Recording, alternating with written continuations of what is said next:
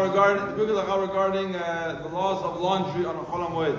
On Chol Hamoed, you have it's basically a transition, like in the middle between holiday and weekday. On the holiday, we do not do laundry. We can't do certain things. Why? Because we're resting. On Chol Hamoed, also we do not do laundry. We don't do laundry on Chol Hamoed. Only on clothing of children, which get dirty a lot, and they get their clothes dirty, and they need to get washed constantly. You can put it in the washing machine. What about clothing? It's called bigdei ze'ah. Bigdei ze'ah means like undershirts, underwear, things which are usually get dirty.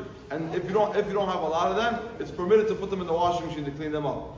If someone has a stain, let's say you have a white shirt, and during the day you have a stain, like I don't have enough shirts for the whole entire holiday to switch shirts, and I have a stain. Can I clean that stain? Is that considered laundry? No, you can take it. It's permitted to clean the stain, and it's not considered laundry. You can take some cleaning, the shower, whatever it is, clean it out, or wipes, or they have the Tide pens. If you want to ask a friend, you can tell you more about it, and you pass it on the shirt and it cleans it out. That's not called laundry.